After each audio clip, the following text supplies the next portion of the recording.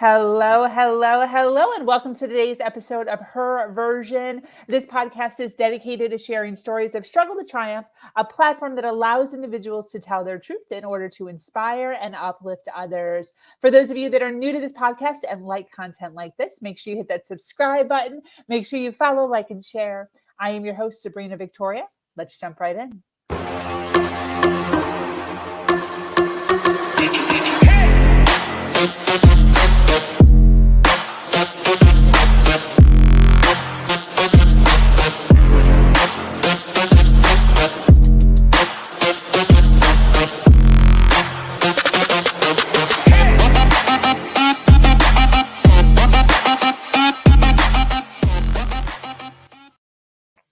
Hello, and thank you for joining us today for this episode of Her Version. I love it when I see everyone jumping on as soon as we get started. So thank you so much for being here and hanging out with us today.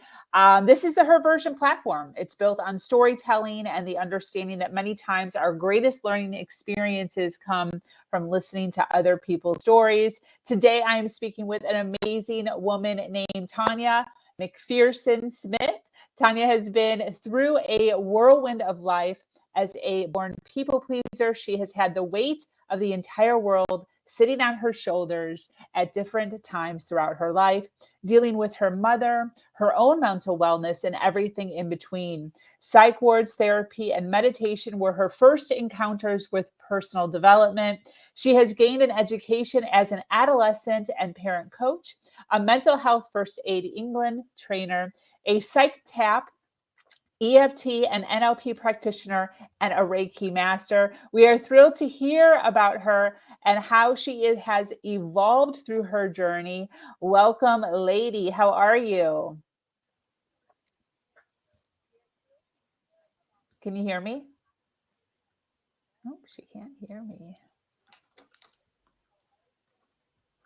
I'm really good. Thank you very much.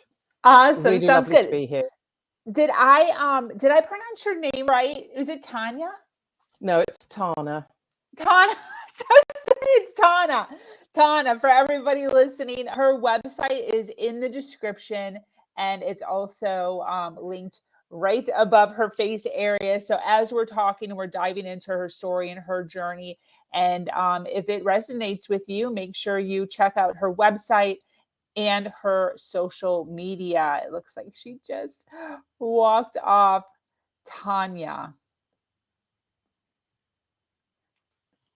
I hate that when I mispronounce the names. I think I might have even just mispronounced it again. Tana. It's Tana, not Tanya. Tana. I did the phonetical to how you say it phonetically on my word verbiage, and I still mispronounced it. It's one of those things when you're dealing with people with all kinds of names for all different types of places. I think she is from, where is she from? England. She's actually from England, and it looks like she's having a little bit of issues with her internet right now. So let's grab her back. Could you hear me okay, or was it all staticky when I was introducing you? Just disappeared completely. Oh, no. I'm so sorry. I could see you perfectly. So it should be fine, but I'm just getting double of everything. Double hearing, like audio? Right. Let's see what happens now. Okay. Can you hear me okay right now? She can't hear. I'm still double hearing. Like an echo. It's repeating just after you've spoken. Let's try again. So I'm repeating. You're not repeating? That's better. That's better. Really? Yes. We can start again. Sorry. That's okay. Don't know what was going on. That's okay. It happens sometimes, and it's really no big deal. I've gotten used to it and no longer get that pitter patter in my throat anymore because it doesn't really matter. But I'm so glad that you are here and you're taking some time out of your day to hang out with us. You're from England. Yes.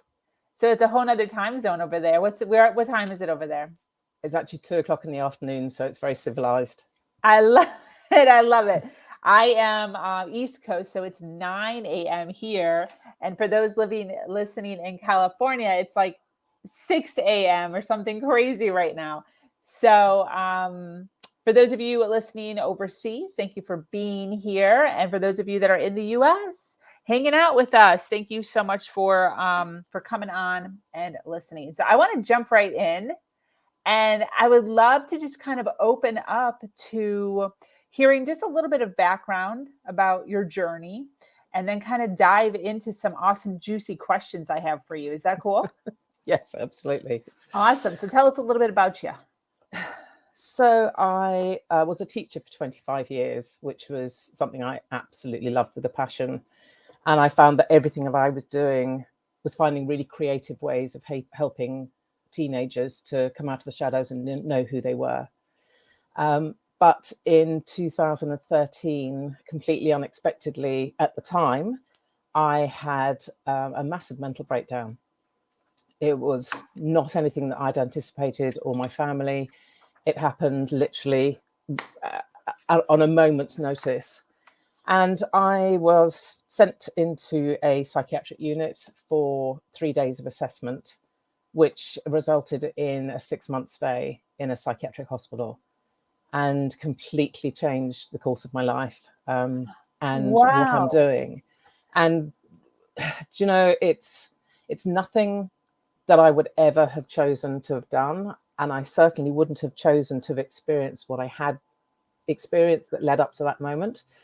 But I can honestly say with my hand on heart that I would not have changed it for the world. It was the greatest privilege of my life to go through that crisis. What did that look like? Was that crying? Was that throwing things? Was that stopping mid-traffic? What did you... I'd become really angry, which is something I've always maintained I don't do. I don't do anger. I've said that a million times. Oh, I don't do anger. I'm not an angry person. But I had found I was becoming increasingly angry, brought about by things that had happened years previously. But I was still holding on to the anger, and I was working ridiculously long hours because I was working in a boarding school, and creating lots of events. And so I was quite often doing over 100 hours a week. So I was tired. I'd also had unexpected surgery. I discovered I had a 10-inch tumor in my pelvis. This was in July 2012, and had to have surgery to remove the tumor and a hysterectomy at the same time. Then 3 weeks later, I had to have surgery for a twisted ovarian cyst. And then a matter of weeks, literally, I was back at my job. And I just crumbled emotionally because I wasn't physically well enough. I didn't have the strength to kind of push the emotional walls away. And I kept going until February 2013. And I got up one morning and I knew I had a full day of teaching, and I knew I couldn't possibly teach the pupils in the mood that I was in, because I had been up all night just really stewing and angry. So I went to a yoga class very early in the morning. And nothing changed. And I went onto a treadmill for a while and nothing changed. And I got back into the car just as early. And I was driving home at about 6:45 in the morning on a big dual carriageway on a Friday morning that should have been really busy. And an ambulance coming in the opposite direction suddenly put on its sirens, the lights flashing, and it just took off past me to rescue somebody else. Yeah. And it was literally as if someone had pressed a switch. And at that moment, I put my foot on the accelerator and I was accelerating to 80. I certainly got beyond 85 miles an hour. And I was looking for a tree on the side of the road with which to connect. And I need to make it clear that I have never had suicidal tendencies. I have never wanted to end my life at all. Yeah. But at that moment, what was in my head was, if I'm injured so badly that I'm in intensive care, then other people will know the damage they've done. Then people will understand the level of pain that I'm in. Wow. And it was about making physical what I was feeling emotionally. Wow. So in truth, how it happened was this. I'm driving really fast. I see the tree trunk. The last thing I see is the tree trunk in the center of my windscreen. And I go through this whole process of this connection with the tree, feeling my legs break, feeling I've been in this major crash, feeling this blanket come down, and just this yearning to hear the ambulance signals for me coming for me. Yeah. What actually happened was that I came to about 200 meters down the road with my car facing the other way on the dual carriageway, having connected with absolutely nothing. And I was physically unharmed, but emotionally absolutely destroyed. I was hysterical. I couldn't stop crying. Wow. I had to kind of pull myself together because traffic was beginning to come, and I turned the car around and I limped back to the surgery and went in to see the doctor. And, you know, I've taken a lot of other people to see the doctor, and I'm usually a really bouncy kind of character. And from the minute they opened the door, I just could not stop sobbing. And I was taken in and we had a conversation about it, and I explained what I'd just done. And she said, we need to get a psychiatrist to call you. And I went home. I didn't go to teach. And it kind of took on from there. I had a phone conversation with the psychiatrist, told her what I'd done. She said, we need you to come in for an assessment. So I went straight away that afternoon by train into London. Was very casual about it with my husband, who taught at the same school, and got back and said, you know, they want me to go in for a little assessment on Monday, and I need to take a suitcase for a couple of nights. They're just going to see what's going on, and said goodbye on Monday morning, got the train and disappeared. Wow. And that's how it all started. And that was the start of the most extraordinary experience and story, because I went from the fear of genuinely expecting that I was walking into, you know, the corridors of One Flew Over the Cuckoo's Nest, the film from forever ago. Everyone thinks about, yeah. And I discovered everybody else in the hospital felt the same, but that's why I was standing on the doorstep thinking, oh my God, what am I going to see inside? Yeah. Reality for me was fortunately very different. Where I was actually really lovely, and I was incredibly well cared for. But what happened in those 6 months was at times very funny, at many times so powerfully painful, so difficult in dealing with stories, things that had happened right back into my early childhood. And I went into periods of complete paralysis in whatever position I was in at the time, just like that. Literally, I would just go into position and I'd be frozen for a couple of hours, unable to move. I tried to self-harm for the first time, and the irony of me having helped all these pupils to not harm themselves. Yeah. And me acknowledging that I didn't even know how to start. And that kind of humor of thinking, God, this is pathetic. I don't even know how to do that. There were some beautiful, beautiful moments. And I found my sanctuary and my sort of saving grace by going. I was allowed out for an hour every day once they discovered I was safe enough. And I went to Regent's Park in London and spent an hour every day for 6 months watching the transformation in what happens between the birds and going through mating season and birth of the young and just the change of the flowers. And that really was my sanctuary. Wow. So that was kind of the most pivotal period of my life. Definitely. You were kind of talking about during that, you mentioned stories and connecting with your story and understanding your story, or however you, I don't want to put words in your mouth. What's your thought process on that? You know, being in the arena of podcasting and listening to people's stories, I get two kinds of people. I get people who totally understand the reason why it's important to tell your story. And then I get other people who insist that they are no longer their story and they don't want to tell their story. What's your thought process on that? That's a really interesting thing. I mean, what I've learned is that I am essentially no longer my story, but my story is proving so powerful in supporting other people, whether that's children, teenagers who I work with at the moment, whether it's their parents, whether it's teachers, because I deliver a lot of work to the teaching education community. And I know for many people, and this is me included, that the story, if it's been lifelong, is so embedded that there's a real fear about letting go of it and having it taken away through therapy or whatever means it can be. Yeah. And I remember getting to a period of thinking, I don't know who I'll be if I don't feel this way, because I've always felt this way. Yeah. But I have progressed so far and come so far out the other side. But my story is still valid because it's still what made me who I am. Yeah. And by sharing it with other people, it's helping them to realize that there is hope for the future. I use my experiences to help them to turn around their thinking completely and to let go of what's gone on in the past, much of which they're not even aware of. And that's one of the key things that I work with, is how much is going on underneath that we don't even know. We don't even know exists. So do you think that there's a way to almost disconnect from your story, but still be able to tell it?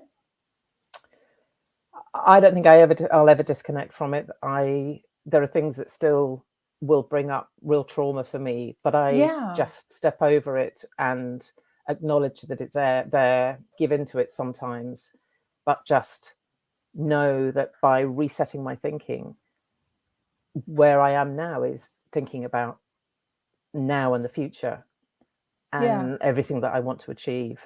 So I think if you completely lose your story, it's almost as if you're numbed to it. And I don't think being numb to it is healthy. I think one needs to know it, wear it for a while, but then be able to package it as needed, and then step forward and see how very different life can be without wearing this baggage. And that's the big story that I tell all of my clients. Yeah, I totally agree with that. The one thing I hear a lot is, I don't want to be identified. Like, I don't want that I don't want that story to identify me as a person. And I get it, because sometimes I could see people identifying me as the abuse. She always tells her abuse story. She always tells her sobriety story. She always tells her single mom story. Like, I have 3 main stories that I tell, along with a bunch of other stuff. And I could totally see that. But at the same point, how am I supposed to encourage or help individuals who are going through that right now if I just delete that part of myself? Or not delete it, but just like refuse to talk about that. Do you know what I mean? Yes, and I agree entirely. I wouldn't be who I am doing what I'm doing if I was to just push that out of the way and not identify with it. Exactly. Because it is everything I've been through, and there's been a lot, is what makes me who I am. Yeah. And gives me the power to do what I'm doing. Now that I'm not drowning in it all, it gives me the power to do what I'm doing. And so if I was to just say, that's not me, and I'm just fresh here as a new being, I don't think I would have the impact that I hope that I'm having on the people that I work with. Yeah. That just gave me an epiphany, as far as like, your story gives you your power. I mean, someone did point out to me today, and not today, so recently, she said, a very, very good friend said to me, oh, but that's just your story. That's just your story. And actually, she was completely right in that point, because I kept going back to saying, I can't do this. And I get worried about doing X and Y and Z because I always fail at the last hurdle. And she said, yes, that's just your story. And then when I realized how many times I say that, not intentionally as an excuse, but I'm repeating the pattern over and over. My story about what happened is real, but I don't have to live by what I learned as a child. I love that. That's the bit that I think you have to let go of. Yeah. I love that you're saying this, because you have so much, not only experience, but just education in being a mentor or coach or a teacher, however you identify, yet you're still learning. All the time. I love that. I love that.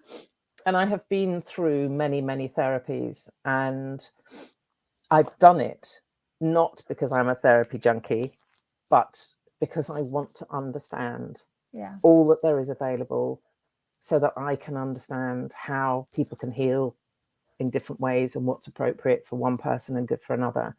And it is quite extraordinary that every single week I'm learning something different, and I'm finding another tool and seeing the power of a different way of thinking, or a different way of working. And I just find this the most exciting period of my education ever. It feels like there's a real point to what I'm doing now. Yeah. And I can see I that. just want to know. I want to know it all. I want to understand and keep learning. I'll never know it all. I just want to keep learning. Totally. I agree with that. I want to talk about, obviously you've been through all sorts. The one story that you just, opened up with us about. Thank you for sharing that. But what would you consider the biggest challenge that you've been through? That period and the Wow. years afterwards is obviously huge. The biggest challenge. But I What did think you, what was the overall moral? What did you learn overall from all of that from big that challenge? experience, I learned what I teach now to children and the way that I teach it. And that is about understanding how and why so many of us have mental health problems, whether we're children, teenagers, or adults, and why it's starting earlier and earlier, younger and younger. And for me, definitely, it started very early for me. And that is, my early childhood was probably my biggest challenge, which led to, I suppose, what became ultimately an even bigger challenge. But what it's all led me to understand in really uncovering the impact of my childhood and what it had on me, and how that has lasted my lifetime, and how that shaped how I responded to the world as I grew up, is this story that I tell that I call my monkey wisdom, which I think really makes it very clear to so many people about how and why they may have the issues, or why they respond to colleagues in the way that they do, or why they treat their children in the way they do.